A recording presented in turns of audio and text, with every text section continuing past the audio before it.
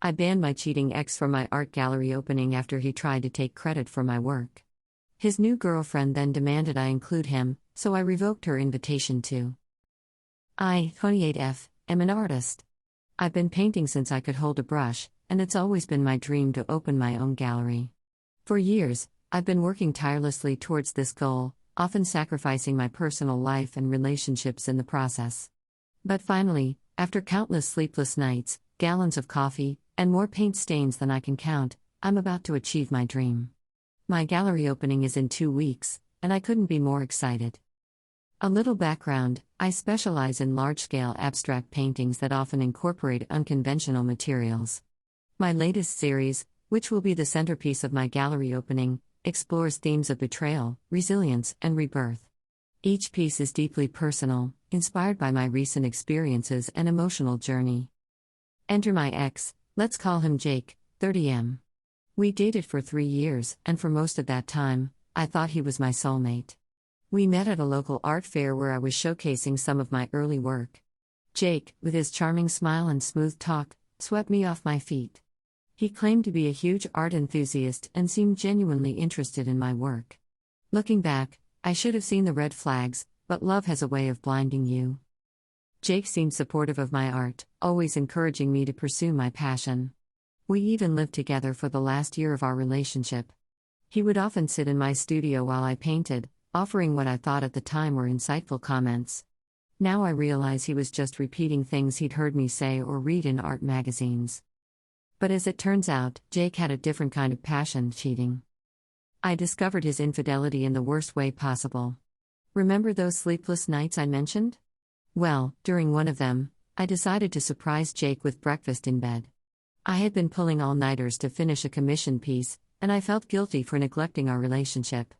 So, I dragged myself away from my canvas at dawn, whipped up his favorite breakfast, blueberry pancakes with whipped cream, and tiptoed into our bedroom, tray in hand. What I saw next is forever seared into my memory. Jake, tangled in our sheets with another woman. The woman I would later find out was Sarah, 26F, his co-worker who he had always insisted was just a friend. In that moment, something in me snapped. Without thinking, I hurled the breakfast tray at them. Let's just say the blueberry pancakes and whipped cream ended up in places they were never intended to be, and Jake ended up on the street with his belongings in trash bags. The memory of him, standing on the sidewalk in his boxers, covered in pancake bits and whipped cream, pleading for another chance, would be almost comical if it wasn't so painful. That was 6 months ago. Since then, I've thrown myself into my work even more, channeling all my pain and anger into my art. The pieces I've created during this time are some of my best work, raw and emotional. They form the centerpiece of my upcoming gallery opening. The breakup wasn't just emotionally devastating, it also threw my life into chaos. Jake and I had shared expenses, and suddenly I was solely responsible for the rent on our apartment and the studio space I used for my art. There were days when I wasn't sure if I could make ends meet, let alone continue pursuing my dream of opening a gallery. But I refused to give up. I took on commissions I would have previously turned down, painted at all hours of the day and night, and even started teaching art classes at the local community center to make extra money. Every spare cent went into saving for the gallery. My friends were incredibly supportive during this time. My best friend, Lisa, 29F, would often bring me groceries and force me to take breaks. She listened to me rant about Jake, cry over my fears of failure, and celebrate every small victory along the way. Without her, I'm not sure I would have made it through those first few months. As my gallery opening approached, things started looking up. A few of my pieces caught the eye of a prominent local art critic, who wrote a glowing review in the city paper. Suddenly, there was buzz around my work. People were excited about my upcoming gallery opening, and I started to believe that maybe, just maybe, all my hard work was about to pay off.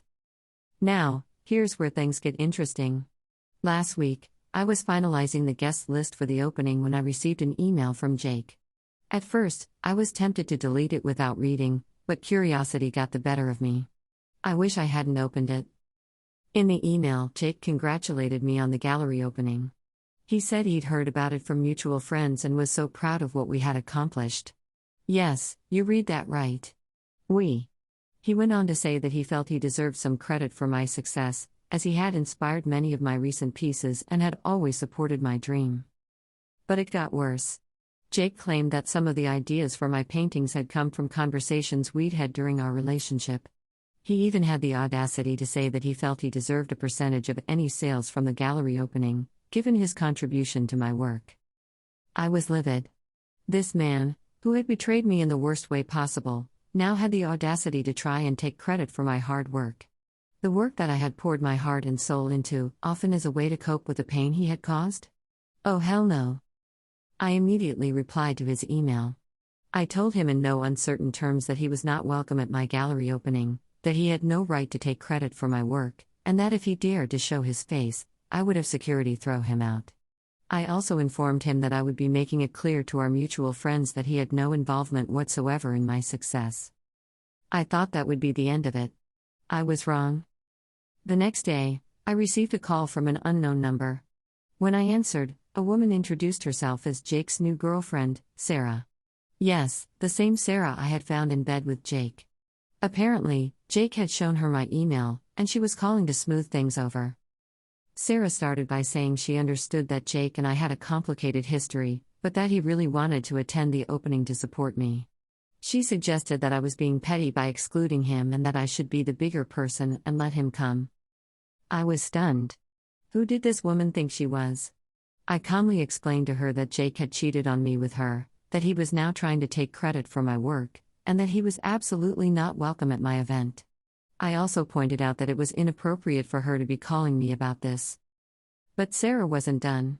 She then had the nerve to suggest that I was clearly not over Jake and that my refusal to let him attend was proof that I was still hung up on him. She said that if I were truly moved on, I wouldn't have a problem with him being there.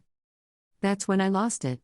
I told Sarah that she was way out of line, that she clearly didn't know the whole story, and that neither she nor Jake would be welcome at my gallery opening. I informed her that I would be revoking her invitation as well. She was on the guest list as A+1 for a mutual friend, and that if either of them showed up, they would be removed by security. Sarah spluttered and tried to argue, but I ended the call. I then immediately contacted the mutual friend who had RSVP'd with Sarah as their +1 and explained the situation. Thankfully, they were understanding and agreed to come alone. I thought that would finally be the end of the drama, but oh boy, was I wrong. The next day, my social media exploded. Jake had apparently gone on a rant, posting on Facebook, Instagram, and Twitter about how I was being unreasonable and cruel by excluding him from my gallery opening. He claimed that he had been my biggest supporter and that many of my pieces were inspired by our relationship. He even went so far as to suggest that some of the ideas for my paintings had come from him. His posts were filled with half-truths and outright lies. He painted himself as the victim, claiming that I was punishing him for one mistake and that I was letting my bitterness cloud my judgment. He argued that art should be about bringing people together, not driving them apart, and that my actions went against the very spirit of what I claimed to stand for as an artist. The cherry on top? Sarah had shared all of his posts, adding her own comments about how I was clearly still obsessed with Jake and how my behavior was pathetic and unprofessional. For a moment, I panicked. Would people believe them? Would this drama overshadow my gallery opening? Had I just shot myself in the foot by standing up for myself? But then something amazing happened. My true friends and supporters began responding to Jake and Sarah's posts. They called out Jake's lies, pointing out inconsistencies in his story. Several people who had known us as a couple commented about how Jake had never shown any real interest in my art beyond using it as a way to impress people at parties. A few even bravely shared that they had suspected Jake of cheating long before I found out, but hadn't known how to tell me. My friend Lisa went above and beyond. She posted a scathing reply to Jake's rant, detailing how she had watched me struggle and work tirelessly over the past 6 months while he had been nowhere to be seen. She challenged him to name a single painting of mine or explain any of the techniques I use in my work. Jake's silence in response spoke volumes. As for Sarah, people were quick to point out how inappropriate and unprofessional it was for her to be involving herself in this situation. Many commented that her behavior was a huge red flag and that Jake clearly hadn't changed if he was willing to manipulate his new girlfriend into fighting his battles for him. The support didn't stop there. Several local artists and gallery owners, some of whom I'd never even met, chimed in to support me. They praised my work ethic, my talent, and my integrity.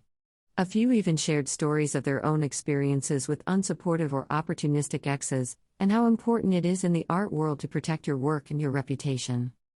One comment, in particular, stood out to me. It was from a well-respected artist in our community, someone I've always looked up to. She wrote, "I've been watching Op's journey as an artist for years, and I can say with absolute certainty that her success is entirely her own. Her dedication, her unique vision, and her raw talent are what have brought her to this point. Anyone trying to take credit for her hard work is not only delusional but also displaying a fundamental misunderstanding of what it means to be an artist. Op, if you're reading this, stand your ground. Your gallery opening will be amazing, and it will be amazing because of you." Reading that brought tears to my eyes. The overwhelmingly positive response from my community helped me realize that I had made the right decision. I was standing up not just for myself, but for my art and my integrity as an artist. The drama didn't end there, though. A day after the social media storm, I received another email from Jake. This time, his tone had changed completely. He apologized for his behavior, claiming that he had acted out of hurt and jealousy. He said he regretted trying to take credit for my work and acknowledged that my success was my own.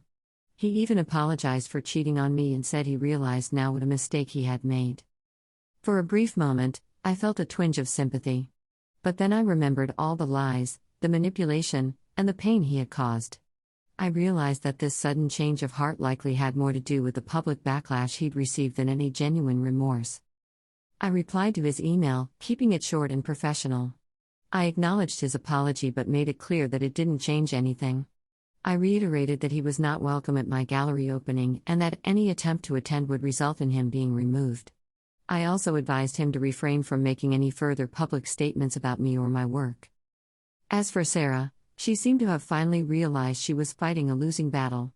She deleted her inflammatory posts and set her social media accounts to private. I haven't heard from her since, and honestly, good riddance. Just when I thought the drama was finally over, I received a letter from a lawyer claiming to represent Jake. The letter stated that Jake was considering legal action for defamation of character and loss of potential earnings. According to the lawyer, Jake believed he had a claim to a portion of the profits from my gallery opening due to his contributions to my work. I was floored. How could Jake possibly think he had any legal ground to stand on? I immediately contacted a lawyer friend of mine, who assured me that Jake's claims were baseless. She advised me to keep all communication from Jake and Sarah, including emails, text messages, and social media posts, as evidence. My lawyer friend also helped me draft a cease and desist letter to Jake and his lawyer. We made it clear that any further attempts to claim credit for my work or interfere with my gallery opening would result in me pursuing legal action against him for harassment and intentional infliction of emotional distress. With the legal threat looming, I was more stressed than ever. But I refused to let Jake and his antics derail my dreams. I threw myself into the final preparations for the gallery opening with renewed determination. The week leading up to the opening was a whirlwind. I was juggling last-minute details, press interviews, and my own nervous excitement. Lisa was a godsend, helping me with everything from hanging paintings to organizing the catering. The night before the opening, I could barely sleep. I tossed and turned, plagued by anxiety dreams where Jake showed up and ruined everything. But when I finally dozed off in the early hours of the morning, I had a dream that changed everything. In the dream, I was standing in front of a massive blank canvas. Jake was there, trying to grab my paintbrush, insisting he knew better than me what to paint. But every time he reached for the brush, it slipped through his fingers like smoke. Then, I heard a voice, my voice, but stronger and more confident than I'd ever heard it. It said, "This is your canvas. Your vision. Your art. No one can take that from you." I woke up feeling calm and centered for the first time in months. I realized that no matter what Jake did or said, he could never truly take credit for my art. My work came from my experiences, my emotions, my vision, and that included the pain and growth I'd gone through because of him. In a way, he had contributed to my art, but not in the way he thought. He had given me the fuel for my most powerful work yet. The night of the opening arrived, and it was more amazing than I could have ever imagined. The gallery was packed with art lovers, critics, and fellow artists. The response to my work was overwhelmingly positive, with several pieces selling before the night was over. As I stood in the center of the gallery, surrounded by my art and the people who truly supported me, I felt an incredible sense of pride and accomplishment. This was my moment, my success, and I had earned every bit of it. Jake and Sarah didn't show up, thankfully. But even if they had, it wouldn't have mattered.